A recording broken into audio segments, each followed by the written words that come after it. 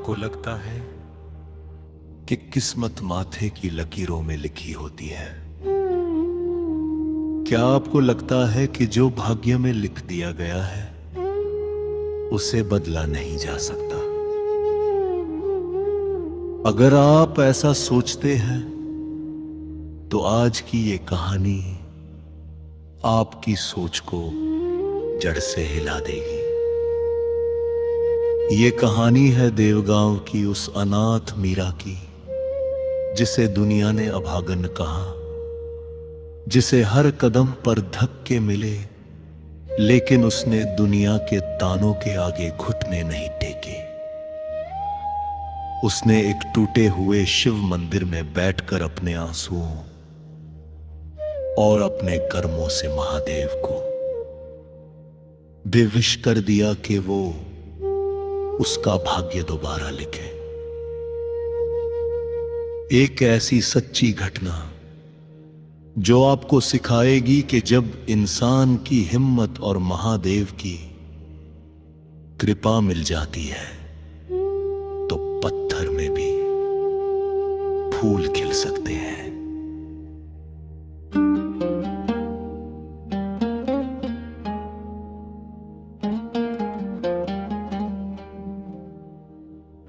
पहाड़ों के आंचल में बसे एक गांव का नाम था देवगांव।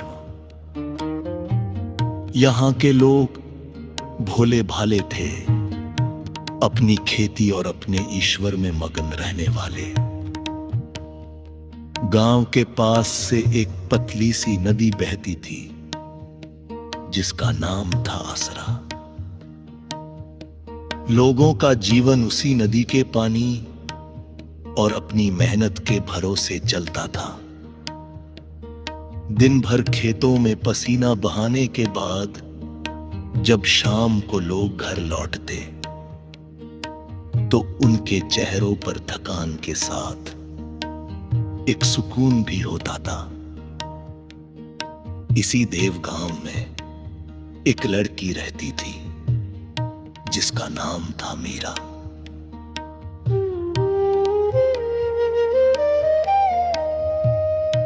मीरा की कहानी गांव के बाकी बच्चों जैसी नहीं थी। जब वो बहुत छोटी थी, मुश्किल से 5 साल की रही होगी, तब गांव के पास वाली नदी में भयंकर बाढ़ आई थी। उस बाढ़ ने गांव का बहुत कुछ छीन लिया था और मीरा से उसके मां बाप को छीन लिया था। उसे तो ठीक से याद भी नहीं था कि उसके मां बाप कैसे दिखते थे। गांव की एक बूढ़ी औरत थी जिसका अपना कोई नहीं था। सब उसे दादी अम्मा कहते थे। उसी ने मीरा को अपनी झोपड़ी में पनाह दी। दादी अम्मा उसे अपनी बेटी से भी बढ़कर मानती थी। मीरा जैसे जैसे बड़ी होती गई, वो गांव के हर काम में हाथ बंधाने लगी। उसका स्वभाव बहुत शांत था। वो बोलती कम और सुनती ज्यादा थी। उसकी आंखें बहुत गहरी थी, जैसे उनमें कोई अनकहा दर्द ठहरा हुआ हो। गांव के लोग उसे हमदर्दी तो रखते थे, लेकिन एक दूरी भी बनाए रखते थे। कुछ औरतें उसे देखकर फुसफुसाती, बेचारी अभागन है, मां बाप को खा गई। ये बातें मीरा के कानों तक भी पहुंचती और उसके छोटे से दिल में तीर की तरह चुभ जाती। उसकी एकमात्र दोस्त थी दादी अम्मा और उसके महादेव। गांव के बाहर जंगल के रास्ते पर एक बहुत पुराना शिव मंदिर था। वो मंदिर अब वीरान हो चुका था। उसकी दीवारें काई से ढक गई थी और छत जगह जगह से टूट गई थी। गांव के लोग अब गांव के बीच वाले नए मंदिर में पूजा करते थे, लेकिन मीरा को वही जगह सबसे अच्छी लगती थी। जब भी उसका मन दुखी होता या गांव वालों की बातें उसे चुभती, तो वो चुपके से उस मंदिर में चली जाती। वहां जाकर वो शिवलिंग के सामने बैठ जाती। वो कुछ मांगती नहीं थी, बस अपनी सारी बातें महादेव को बताती थी।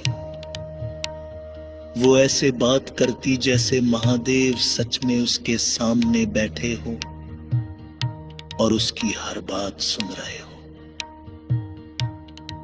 भोलेनाथ, वो धीरे से कहती। आज रुक्मिणी चाची कह रही थी कि मैं अभागन हूं। क्या मैं सच में अभागन हूं? अगर मैं अभागन हूं तो आपने मुझे क्यों बचाया उस बार में? दादी अम्मा अब बहुत बूढ़ी हो चली थी। सर्दियों में उनकी खांसी और बढ़ जाती थी। मीरा उनकी बहुत सेवा करती। एक दिन मीरा जंगल से लकड़ियां लेकर लौट रही थी। चलते चलते उसके पैर थक गए थे। वो एक बड़े से पेड़ के नीचे सुस्ताने के लिए बैठ गए। उसने देखा कि कुछ दूरी पर गांव के मुखिया की बेटी अपनी सहेलियों के साथ खेल रही थी। मीरा उन्हें देखकर सोचने लगे, इनका जीवन कितना अच्छा है। इनके माँ बाप है, घर है, सब कुछ है। ये ख्याल आते ही उसका मन भारी हो गया। उसे अपने भाग्य पर गुस्सा आने लगा। वो सोचने लगी कि आखिर भगवान ने उसके साथ ही ऐसा क्यों किया।